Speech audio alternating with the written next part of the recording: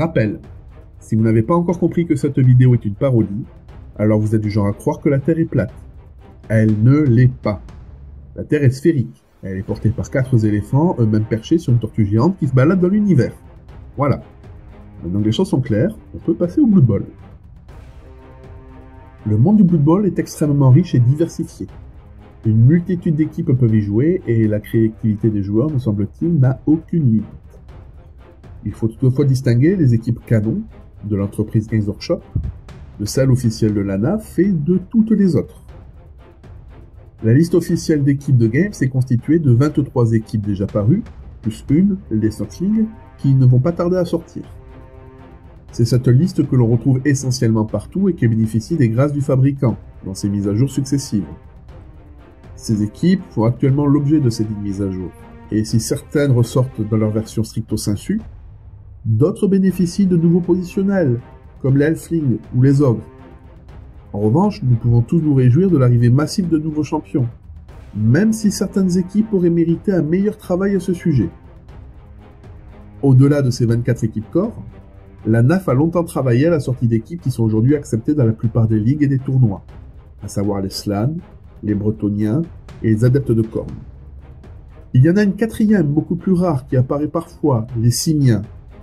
Cette équipe est beaucoup plus proche de la planète des singes que de l'univers de Warhammer, mais elle offre un challenge intéressant à sa joueur comme à ses adversaires. Enfin, il y a la folie de Fumble. Souvenez-vous, Fumble, c'est ce site de jeu pas très beau mais gratuit, où les esprits torturés de tous les coachs respectables qui y sont se mettent en commun pour essayer de faire souffrir leurs adversaires. Il y a dans la Secret League de Fumble, une ligue qui regroupe les équipes atypiques, 82 équipes différentes. Oui, vous avez bien entendu, 82 équipes. Et c'est pas fini, car il existe aussi des équipes typées Minus, réunies au sein d'une ligue spéciale Minus avec 12 équipes de plus. Et rajoutez à tout ceci que cette liste n'est pas figée, car de nouvelles équipes arrivent constamment et vous aurez un univers avec potentiellement 122 équipes différentes à jouer. Et ça, c'est de ce que moi je connais, puisqu'il y a des ligues qui ont aussi leurs équipes et leurs champions maison. Alors, bon courage pour en faire le tour, ou dire que vous êtes lassé de toujours jouer la même chose. Alors, bien sûr, il est plus facile de jouer ces équipes en ligne qu'en vis-à-vis, mais c'est toujours possible de le faire grâce à quelques conversions.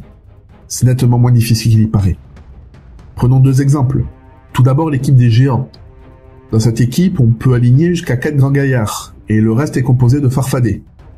Ces figurines sont facilement trouvables sur le net au vu de la multitude de fabricants de figurines de qualité, et l'équipe ne nécessitera que peu ou pas de conversion à part pour individualiser les géants. Et encore. Un autre exemple, l'équipe des pirates.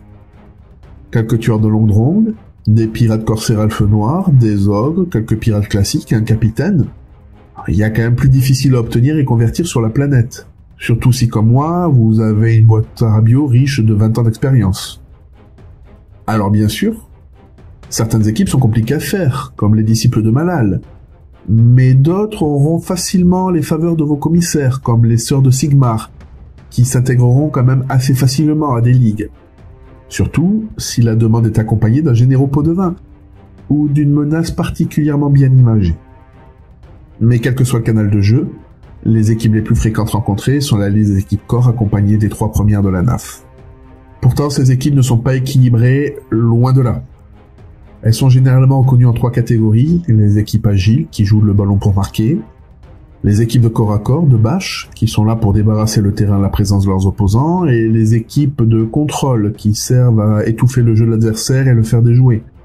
Mais la meilleure classification, à mon sens, c'est la classification entière que l'on retrouve en tournoi.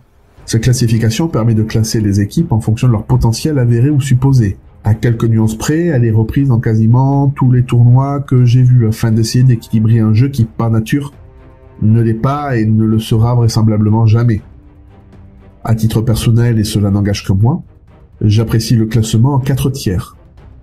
Les 3 tiers supérieurs et le tiers minus. Ce classement permet à mon sens de bien visualiser les équipes qui, il faut l'avouer, sortent du lot en termes de performance, de celles qui sont un véritable défi. Alors attention, il est tout à fait possible qu'un Elfling gagne un tournoi ou une ligue, ça s'est déjà vu. Mais le fait qu'il y ait beaucoup plus de Sylvains ou de morts-vivants qui le fassent donne quand même un bon indicateur sur la réalité des choses. Au final, peu importe ce que vous jouez, tant que cela vous plaît. Dans les prochaines vidéos, nous aborderons les équipes et leurs tiers en détail. En attendant, si cette vidéo vous a plu, sacrifiez un elfe et chaussez vos crampons de Blood Bowl. C'est la meilleure façon de me faire plaisir.